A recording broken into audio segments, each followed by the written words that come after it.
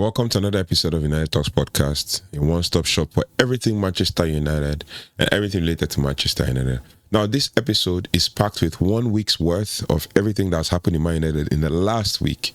You know, first and foremost, we're going to be talking about Onana's injury and actually how it shakes up preseason's plans. We're talking about Bryan Mbeumo's deal so far, what the update is and all of that. We're going to also talk about, 5 players sent into exile, literally like sent into exile. We're going to talk about that. We're also going to talk about the youth signings as things are heating up. And also, we're going to also talk about Dusan Vlahović, right? So, buckle up. Let's, break things down and give you a full rundown of all the news that's happened in the last week. First and foremost, we're going to start with the Onana injury situation. Onana injury rocks United preseason. First up, the biggest immediate concern. Onana is out for 68 weeks. He suffered a hamstring injury that rules him out of the US tour and puts him in the race to be fit for Arsenal on Premier League's opening weekend, right? And it's a blow for Man United. It's a blow for Ruben Amorim, with his tactical plans, and this could force Manchester United to reconsider the goalkeeper or goalkeeping options, with names like Botafogo's John Victor and Aston Villa's Emi Martinez coming up, though the latter would only be possible if Onana is sold, which is with regards to Emi Martinez. Now, Emi Martinez, I'm still, past couple of weeks I've been talking about why Man United should not sign Emi Martinez, and now this new week that we're in, the Martinez rumors have been, has come up again and has started to appear in the media, and a lot of things, popping off with that. But yeah, as I've said it time and again, you can go watch all my videos about this whole Emi Martinez situation and fiasco. You can see that I am against that signing because it doesn't help Manchester United in any way. But with Onana out, I've seen also some posts and some rumors about Radek Vitek. I've seen rumors about Man United going for other goalkeepers, even the ones who, names I've not heard of. But also one of the names that has popped up also recently is John Victor, with I think a 5-point-something million pounds deal, rumor with regards to transfer fee for him. So I don't know. Let me know your thoughts and feelings about this one. What do you think will happen, and what do you think would be Ruben Amorim's plans with regards to the Onana situation? But that's about Onana. We could talk more and say, okay, what does that do with his preseason plan? Is it that Radek Vitek is going to be, the next one? Is it Tom Heaton or Altabander? Any of those ones? Could it be any of those ones that would actually, make the cut for preseason and all of that? The next one on our list is Bryan Mbeumo. It is said, and Fabrizio Romano always keeps saying basically United are advancing in the deal, United are this, United are that. They keep talking, they keep progressing. Second bid has been rejected. Man United potentially want to put a third bid, and then today I saw Fabrizio Romano's TikTok saying, oh, United are still advancing and all of that. But another news came out today that obviously, before that, Bryan Mbeumo has returned to preseason training with Brentford. And, I like the fact that he's being professional about it. I like the fact that he's, taking his time and, telling the media his decision to play for Manchester United, and all of that. So now Manchester United are playing the waiting game, right? It's now become, like I said before, a full-blown saga. The saga that is not ending pretty soon. United's second bid of 55 million pounds plus 7.5, which is something I suggested at some point. I don't know, 55 plus 7, but it's 55 plus 7.5 in add-ons was rejected, right? So our second bid was rejected, and Brentford want more, and they want something closer to the 62.5 million United paid for Matheus Cunha, if not more. And there was also rumors that came out today that Brentford want something closer to 70 million.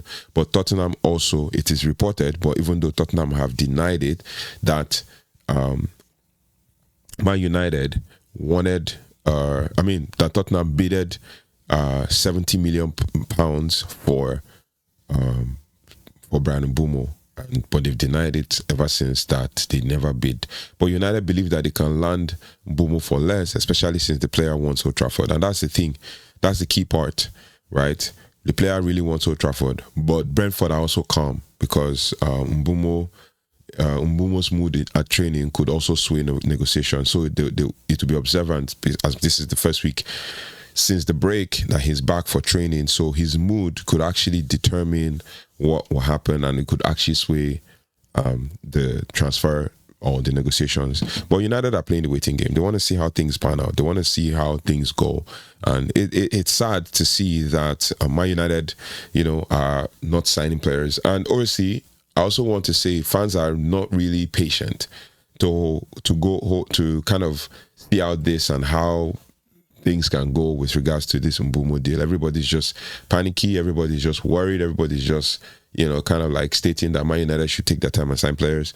People are saying, others are announcing things and doing this. Man United is busy putting stuff on their X with regards to other players and with regards to just training ground and stuff. Meanwhile, other clubs are signing. Liverpool seem to have wrapped up their transfer window and then also want to cap it up with signing Alexander Isak. But Man United are still kind of playing the waiting game and doing all of that. But it is what it is. The truth is, keep our powder dry, be patient, and ensure that we don't kind of panic and put the players under pressure. And then Mbeumo as well, with the whole thing going on with Brentford now, we now put Mbeumo under pressure, and if we sign it for more, it makes it even worse. But it is what it is. There's more to it, but I believe that Man United can progress with this Mbeumo deal. I mean, I saw something from Laurie Whitwell saying that Man United would potentially, that there has been no movement in the last couple of days with regards to the Mbeumo deal, that everybody is just, we're at an impasse, and the valuation is far apart from what Brentford wanted for Bryan Mbeumo. But it is what it is. We're going to keep moving. Cannot just dwell on this. It's a saga. It's a full-blown one. If you've noticed, I've tried not to bring up so much as news when it comes to Man United and Mbeumo. I know everybody's clutching at straws and wanting to say something and wanting to bring up something, but it is what it is. Now, the next one is with Dusan Vlahović.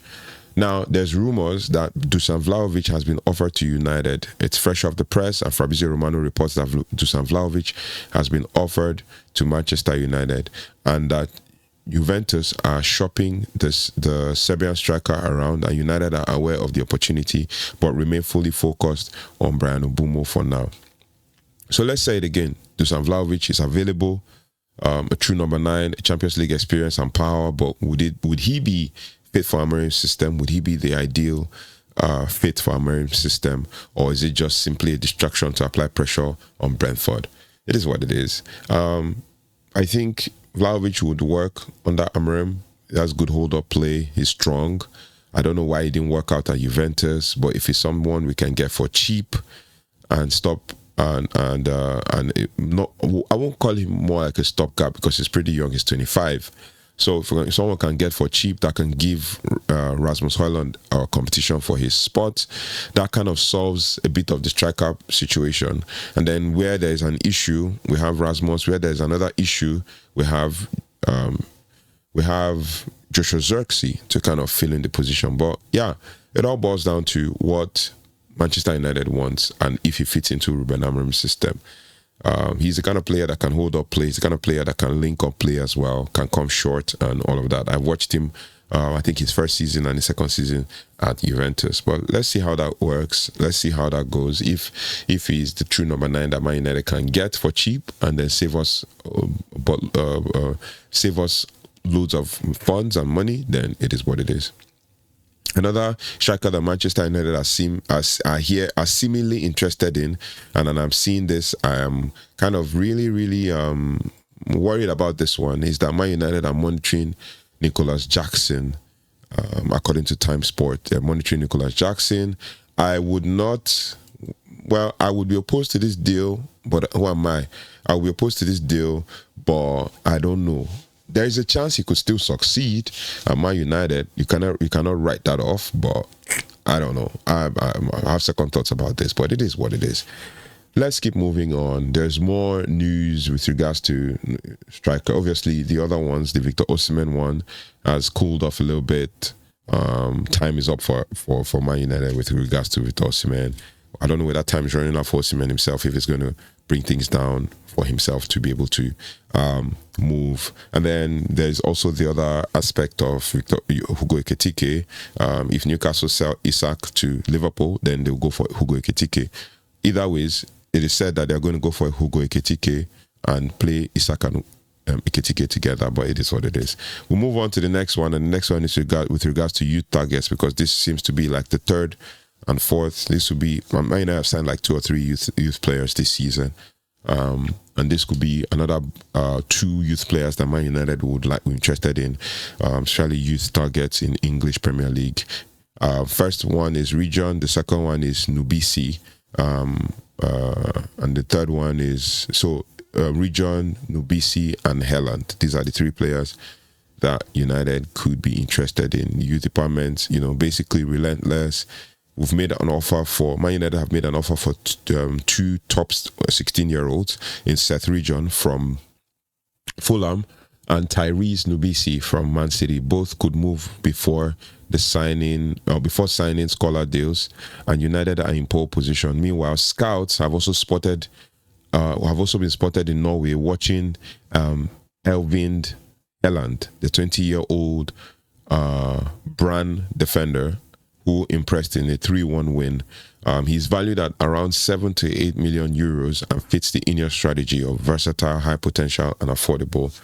So, yeah, 20-year-old centre-back or 20-year-old defender. I saw something where he's a player that can actually play both as a centre-back and a right-back. So, it is what it is. It's something we have to keep looking out for and trying to, build our momentum around and stuff. Then the next one is with the outgoings, basically. Who's leaving, who's staying, and all of that. Aside from the exiled 5, Rasmus Højlund has been linked with a move, but Inter Milan are no longer interested. That is another one. They're no longer interested because they've signed Ange Johan Boni from Parma instead. He scored 9 goals in La Liga, in Serie A last season.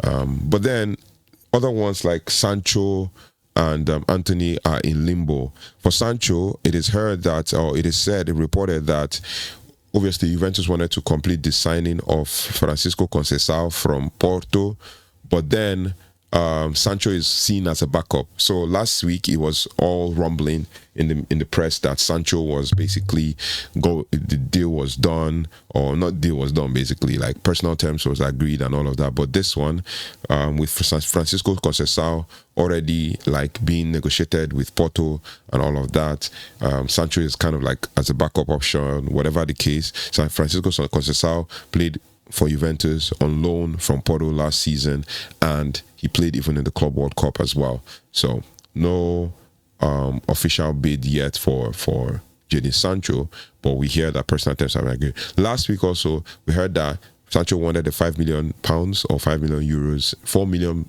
€5 million severance pay for his contract and all that, for him to be able to move. And fans were in outrage. I was in outrage as well, because thinking about it, like what is wrong with him? Why is he making things a lot difficult? But it is what it is. Whatever the press is carrying, we have to just sieve it and be sure. And then with Anthony, it was reported that he's back in Manchester today or this week to talk to the officials with regards to his deal and to finalize his transfer. But he's one of the exiled 5. But then Juventus and Betis are circling around Sancho and Anthony, but their wages are a challenge, especially for Sancho. But for Anthony, I think he wants to take wage cut and all of that.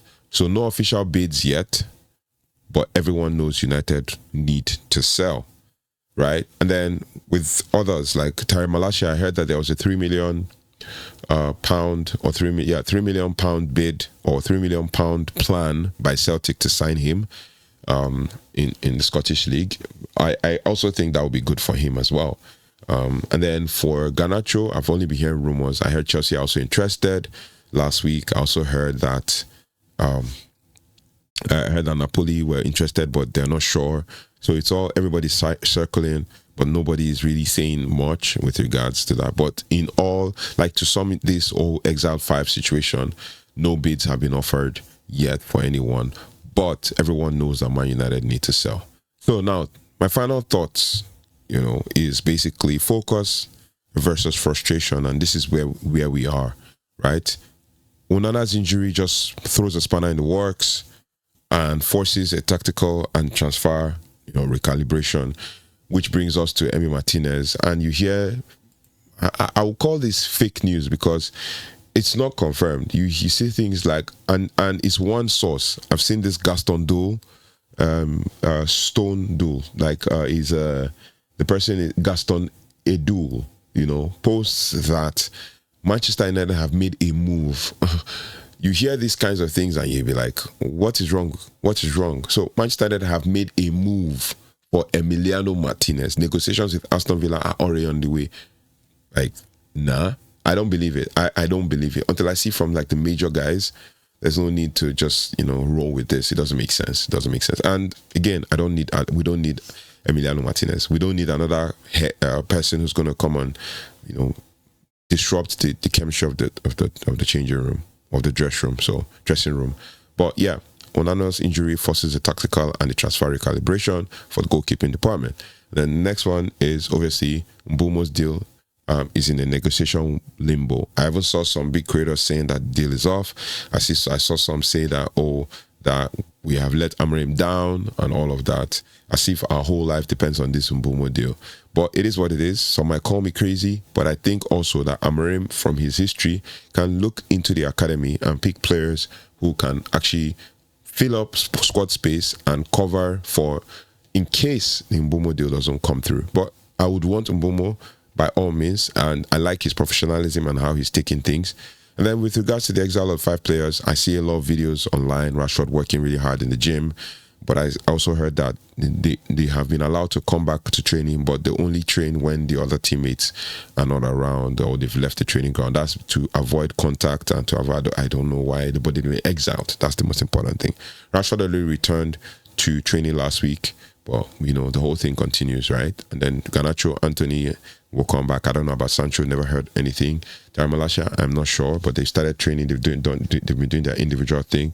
And I just today, like a few minutes ago, saw a video of Rashford, in the gym, doing some pull-ups and all of that. But in regards to youth recruitment, it's sharp and aggressive. We're trying to get in the market to bolster our squad. And speaking of recruitment, Darren Fletcher, who used to be the technical director, and before Jason Wilcox took over, is now obviously the under-18s manager, right? So he didn't want to do take a coaching job because of his children, his sons playing in the under-18s. But they've moved up from the under-18s now, so obviously he can now take the role. And he's now the under-18 manager. I watched the video on My United website where he talked at length to try to kind of encourage them that he's been through the system, and that's good. He's been through the system through and all of that, but it is what it is. So the youth recruitment is sharp and aggressive. We're getting some under 18s, so 16-year-olds and all of that, who can come and work with the team and build a squad for the future. And then with Vlahović, he's the new wild card, and I believe Manchester should just kind of go for this deal and close up any rumors about getting a striker. Then I will come up with another video and talk about a certain player that I think Man United can go for that would, help, build momentum for the season. So, Vlahović, that could change everything. If he gets signed, it could change everything. But Ruben Amorim is not wasting time. He's going on with his job, going on with what he needs to do.